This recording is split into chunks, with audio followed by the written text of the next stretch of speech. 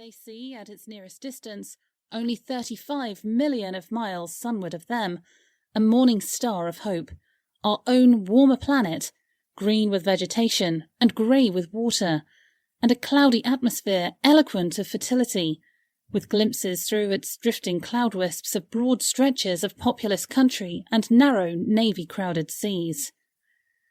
And we men, the creatures who inhabit this earth, must be to them, at least, as alien and lowly as are the monkeys and lemurs to us. The intellectual side of man already admits that life is an incessant struggle for existence, and it would seem that this too is the belief of the minds upon Mars. Their world is far gone in its cooling, and this world is still crowded with life, but crowded only with what they regard as inferior animals.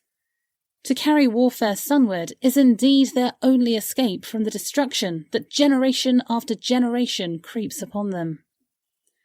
And before we judge them too harshly, we must remember what ruthless and utter destruction our own species has wrought, not only upon animals, such as the vanished bison and the dodo, but upon its inferior races. The Tasmanians, in spite of their human likeness, were entirely swept out of existence in the war of extermination waged by European immigrants in the space of 50 years. Are we such apostles of mercy as to complain if the Martians warred in the same spirit? The Martians seem to have calculated their descent with amazing subtlety. Their mathematical learning is evidently far in excess of ours, and to have carried out their preparations with a well-nigh perfect unanimity. Had our instruments permitted it, we might have seen the gathering trouble far back in the 19th century. Men like Schiaparelli watched the red planet. It is odd, by the by, that for countless centuries Mars has been the star of war, but failed to interpret the fluctuating appearances of the markings they mapped so well. All that time the Martians must have been getting ready.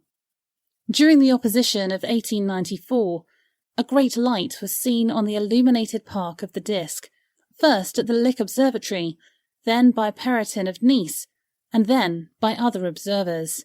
English readers heard of it first in the issue of Nature, dated August 2nd. I am inclined to think that this blaze may have been the casting of the huge gun in the vast pit sunk into their planet from which their shots were fired at us. Peculiar markings, as yet unexplained, were seen near the site of that outbreak during the next 2 oppositions.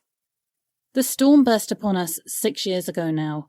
As Mars approached opposition, Lavelle of Java set the wires of the astronomical exchange palpitating with the amazing intelligence of a huge outbreak of incandescent gas upon the planet.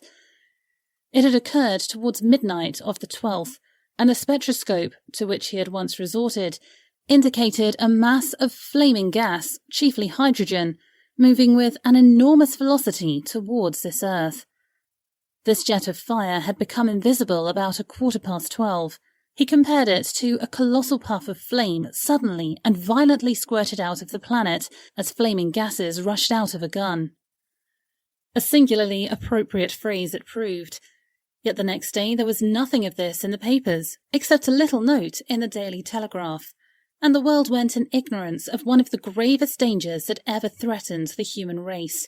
I might not have heard of the eruption at all had I not met Ogilvy, the well-known astronomer at Ottershaw.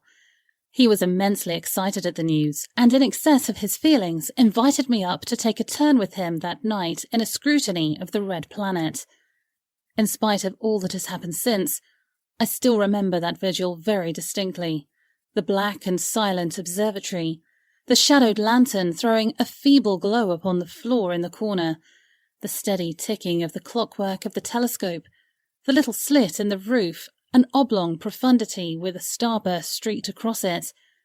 Ogilvy moved about, invisible but audible. Looking through the telescope, one saw a circle of deep blue and the little round planet swimming in the field.